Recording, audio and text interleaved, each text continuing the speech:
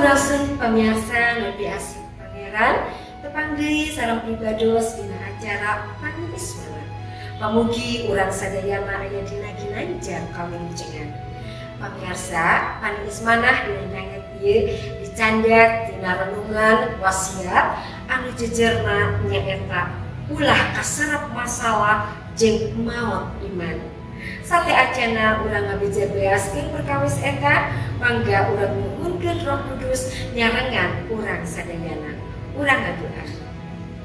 Nun Pangeran abdi ngahaturkeun rebu nuhun laksa ketika bingahan mireh Pangeran anu sapapaosna ngariksa ngaraksa ka abdi-abdi sadayana. Dina danget ieu abdi seja diajak deui supanten langkung waspaos deui naon anu dipikah hoyong ku anjeun. Awuhan abdi sadaya supanten abdi ngartos naon anu dipikah hoyong ku anjeun. Dilebet panjenengan Gusti Yesus Kristus abdi parantos ngadiheus. Haleluya. Amin. Pamirsa, dina danget ieu aosan dicandak dina Jabur 17. Atuh nu janten ayat nuhunna dicandak dina Jabur 17 ayatna anu kaopat anu kieu unggalna. Tingali sarta walar kaula duh Pangeran Allah kaula, pendankeun panon kaula supados kaula henteu kaserep sarta maot. Pamirsa, kacarioskeun aya hiji wamoja namina Vina. Dina hiji wengi tabuh dua wengi kirang langkung anjeunna ngahulem margi naon emutanana nuju ka giwun pinuh ku kahariwan. Sabab ramana teh parantos saminggu dirawat di ICU. Tangtos anjeunna jumerik ka Pangeran, ngadeheus ka Pangeran supanten atanapi nyuhunkeun supanten ramana tiasa damang. Namun teu aya parubahan. Anjeunna teh ngaraos Gusti asa tebih pisan. Pamirsa, Daud oge kantos ngalaman kararepok sapertos kitu. Anjeunna ngedangkeun jeritan manah anu jero pisan. Sabaraha lami deui duh Pangeran, Gusti lali ka kaula salawasna.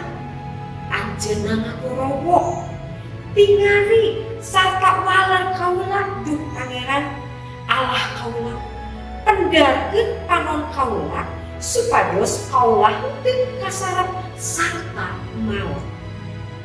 Jabur ieu nujukeun sisi rapuhna iman manusia.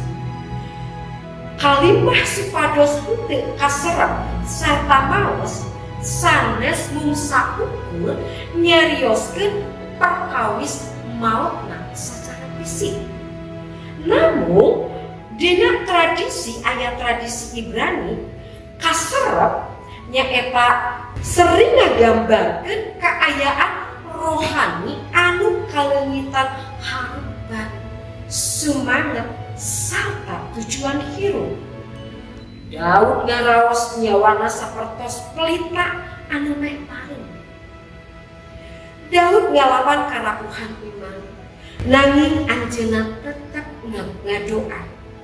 Iman anu sajati teh sanes hartosna kedah salawasna kiat.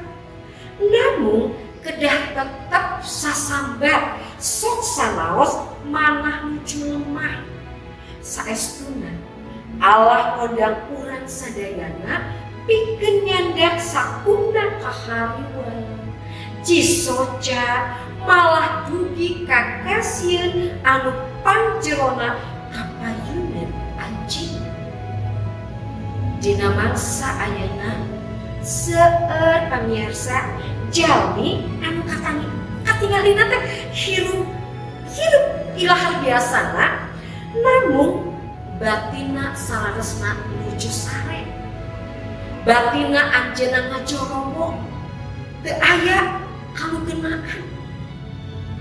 Aranjeunna lungsek kumargi tekenan padamelan. Baal alatan hubungan anu rusak sarta kalengitan sumanget alatan teu damang-damang. Di tengah-tengah kahariwang mental, krisis keluarga, akan nabi pengen doa anu teu acan diwaler wae ku pangeran. Mangga urang teras ngadoa supados urang henteu kaseret sarta maot iman. Urang sapapaosna kedah cumantel, kedah masrahkeun sagala rumpina ka pangeran. Mung sakitu anu tiasa didugikeun, pamugi ngajantenkeun berkah kanggo urang sadayana. Mangga urang ngadeukis ka pangeran. Nun amah hatur nuhun dina janget ieu anjeun parantos ngemutan abdi sadayana supanten hate tetep taat ka anjeun, supanten abdi fokus ka anjeun, nyerahkeun sagala rupina ka anjeun, margi anjeun anu sapapaosna ngaraksa sareng ngariksa abdi-abdi sadayana sareng teu ngantunkeun abdi. Dilebet panjenengan Gusti Yesus Kristus, abdi parantos nuleda sareng ngahaturkeun nuhun. Haleluya. Amin. Pamirsa, ulah hilapnya di like, subscribe, sareng bagikan kami sanesna. Margi ngalakukan eta. Pamirsa parantos ngabagikeun kabungahan Injil kanggo dunya. Cakap Gusti Yesus ngaberkahi.